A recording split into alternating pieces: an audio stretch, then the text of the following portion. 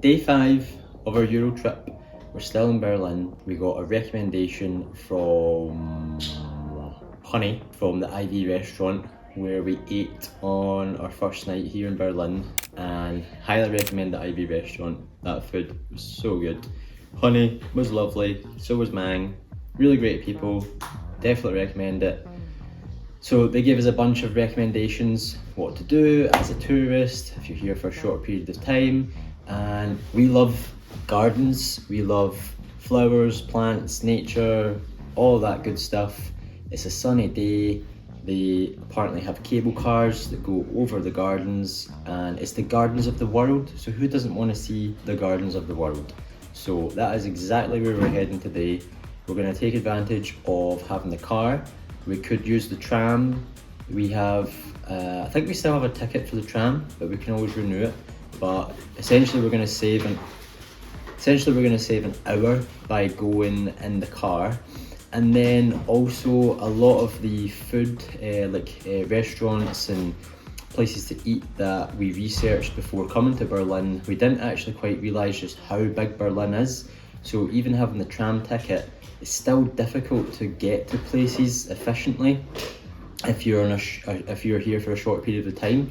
So we're going to take advantage of having the car today and actually go and get lunch. So we're going to the Gardens of the World to sightsee, and then for lunch we're going to go to the Secret Garden. So there's a bit of a theme going on today.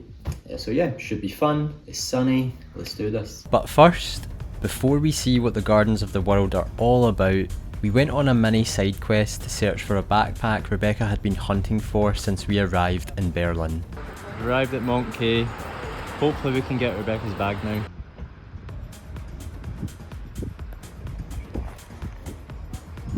So first of all, correction to make is... Oh, I don't know what that was. Wee little girl with a bike. This is actually day 6. I thought it was day 5, but it's day 6, Rebecca kindly reminded me. So the hunt for the mini Kankan has come to an end, I think. There are no mini Kankans in Berlin. Don't know why I keep going to call Berlin Barcelona. It's not Barcelona, it's Berlin. So there's no mini Kankan. It is what it is. So we just arrived at the Gardens of the World, and as you can see behind me, the cable cars are there. So I think what we're going to do is we're going to jump on the cable car first and see what it's like, get a wee overview of the gardens, and then we're going to take our time, stroll about the gardens. Rebecca's brought her sketchbook, so I don't think I've mentioned, but she's an artist.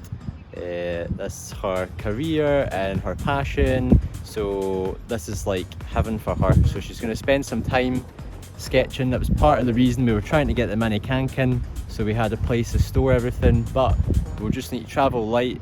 And yeah, we're looking forward to seeing the Gardens of the World.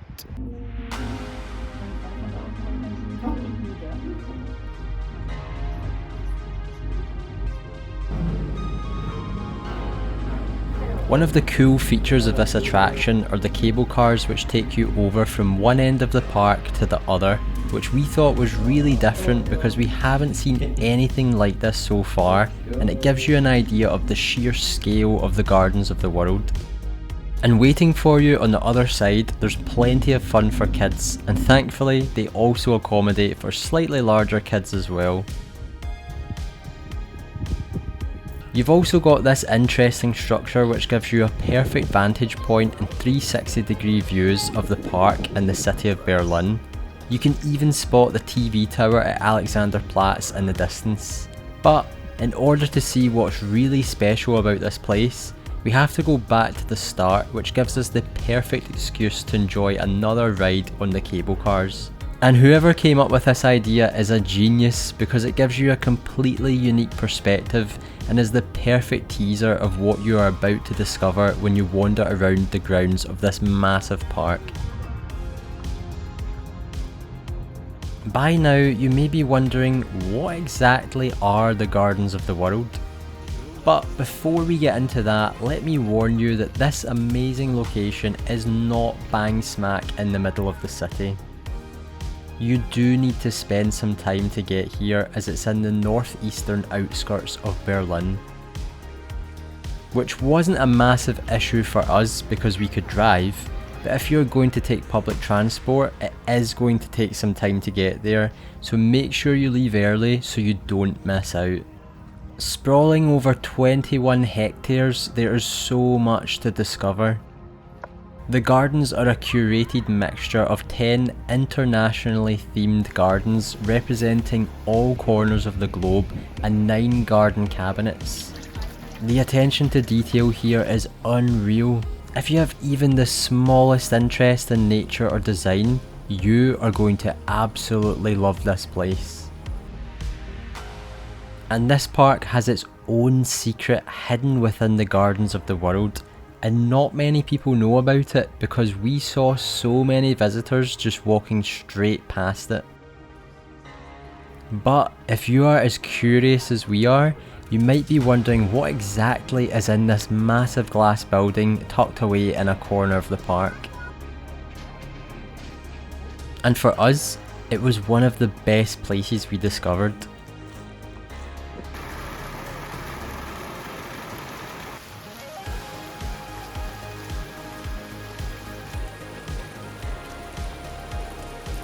This is the Tropical Hall, where you can find yourself immersed in a Balinese garden jungle. You genuinely feel like you've been transported to another country when you wander inside and completely forget you're still in the city of Berlin. This is the Tropical Hall, as you can tell, very, very tropical. Featuring an exotic primeval forest, Balinese homes and temples, if you could only see one garden, for us, this would be the one. I had to go 0.5 times just to get everything in. Rebecca was in her element here and took some time out to sketch some of the tropical plants. Meanwhile, I tried my best to capture just how big this glass covered hall really is. We saw so many people walking past the entrance to this place and they had no idea what they were missing out on. So if you do ever visit the Gardens of the World, make sure you stumble across this hidden area because you won't regret it.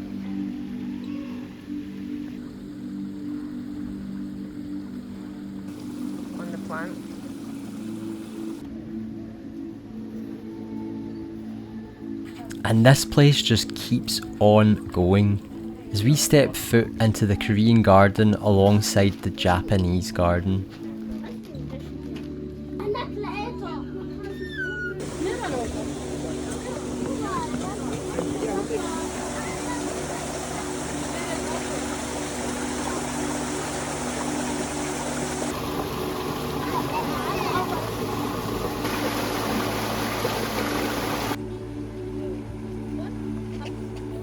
And as we begin to wander back to the car, there's one final garden we must see before we leave.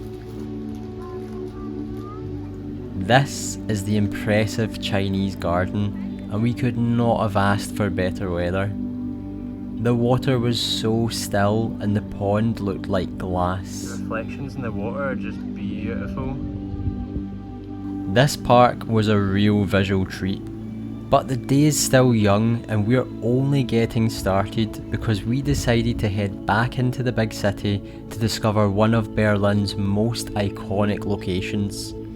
Because when someone says Berlin, what's the one place you think of? Covered in a variety of artwork from end to end, we couldn't finish our time in this historic city without seeing the infamous Berlin Wall for ourselves, and it did not disappoint.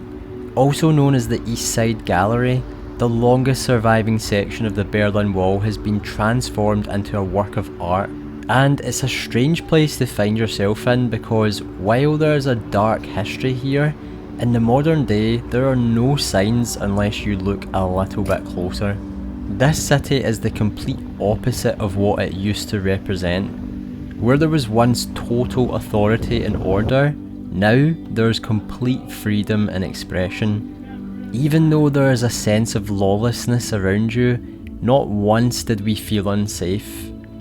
Everyone minds their own business and respects each other. But now, it's time for us to find the thing we've been waiting for all day. A place that was high up on our Berlin bucket list before we set off for a road trip. This is the Secret Garden. Just around the corner from the East Side Gallery. You really need to hunt for this place because it's tucked away and trying to find the entrance can be a whole mission in itself. But boy was it worth the effort because the food you can indulge in does not disappoint. We are massive sushi fans and this place offers some of the best sushi we've ever tasted. And to top it off, everything they create looks like a piece of art, and the best part is, you can eat it too. But as day turned to night, we couldn't resist heading down to Alexanderplatz, where we were able to get our first glimpse of the world clock and see the famous TV tower at night. And while there's been a garden theme today, there's also been a lot of secret locations we've discovered too, like the Vault, a hidden speakeasy cocktail bar which took us so long to find, but wow was it worth it. This place serves some of the tastiest and without a doubt the strongest cocktails we had in all of Berlin. If you're visiting this amazing city as a couple, make sure you track down the entrance to the Vault. Just be sure to pace yourselves or else you might find yourself stuck in the Vault for the rest of the night. We're going back. The Vault is... We're gonna go back home. Well, home, we're gonna go back to Belfort, Strab. She's saying us to stop filming herself, but I'm not gonna. We're going back, we're gonna eat sushi.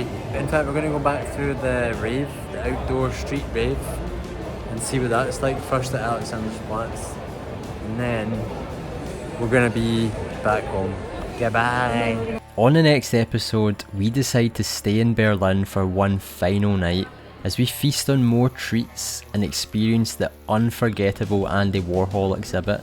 Plus, we discover another hidden gem which has been right under our noses this whole time. As always, thanks for watching and we'll see you on the next one.